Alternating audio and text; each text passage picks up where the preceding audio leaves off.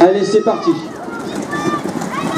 Erin, notre blessé de guerre, qui a pris tout de suite la tête de la course, qui avait chuté et cassé le doigt. Les garçons qui sont en train tout de suite d'essayer de remonter avec Sosten, son maillot noir et vert, Sosten février. Non. Erin qui mène le train, ça se regarde.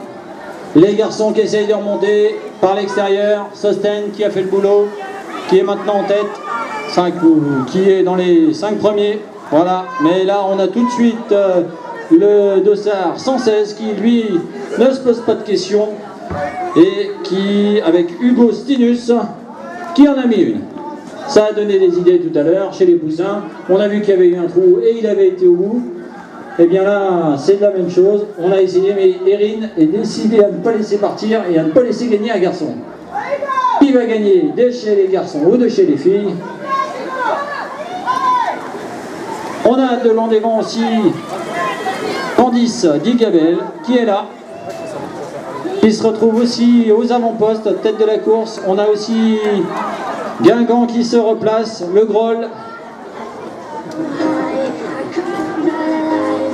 Château-Gontier maintenant qui a repris la tête. Oh, désolé, j'ai pas mes lunettes et d'ici je vois pas les dossards. Et là c'est un peloton très compact qui va arriver dans le virage. Et ça passe.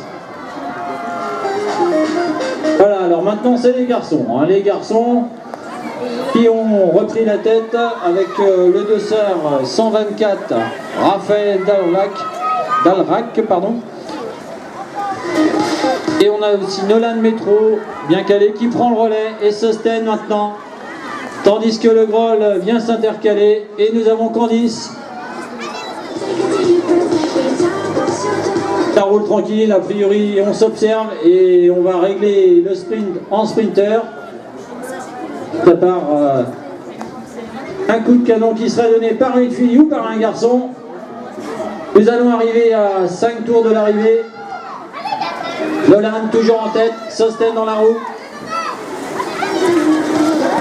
Et voilà, attention, chute. Mais oui, c'est ça les pelotons groupés. C'est quand même pas mal quand il y a des primes bonbons, hein, ça étire tout le monde. Hein. Voilà, 4 coureurs, 5 coureurs, 6 coureurs de tombée. Avec Manon qui a malheureusement chuté. Et nous avons aussi Célia chez les filles, la dernière de Saint-Malo. Voilà, Candice, elle, par contre, ne se pose pas de questions. Elle est devant, elle se dit, moi les garçons, je vais m'en occuper. Je passe sur la ligne et je roule. Nolan, qui est dans la roue. Le Groll ensuite. Le Groll, c'est le 107. On a Lilian, bien sûr, Lilian Denis. Voilà, les Guingamp qui remontent, Marie. Alors, Château-Gontier. Et Candice, elle se pose toujours pas de questions. Elle roule. Elle dit, si on peut écrémer par l'arrière, eh ben on va le faire. Et elle étire le peloton. Les garçons reprennent les commandes. Nous avons le dossard 124 qui a repris avec Raphaël la tête. Nolan qui est dans sa roue.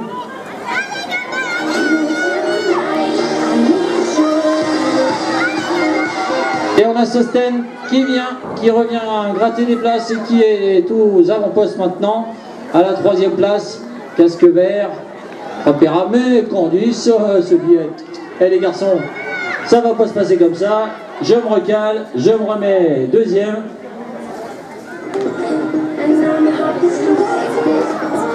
Peloton toujours très compact. Ça continue de rouler. Et les garçons qui maintenant commencent à s'énerver. Nous avons le 107 du Groll, Lilian Denis, qui là se dit c'est peut-être le moment de les faire péter les filles.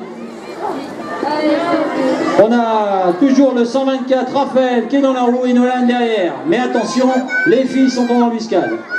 Nous avons Guingamp qui se replace derrière les garçons. Et nous avons Erin. Voilà, attention, ça attaque dans le dernier virage. Nous sommes À la mort du dernier tour. Et nous avons toujours le 124, Raphaël.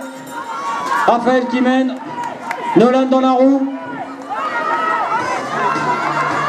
Nolan qui passe, le 125 qui en place une. Est-ce qu'il va faire le trou? Candice, pour la première fille, est à la 3e, 4e place, car Sosten ne se laisse pas faire. Est-ce que ça va être Nolan? Eh oui, Nolan pour les garçons et peut-être une fille sur le podium à la 3e place. Bravo les garçons, bravo les filles.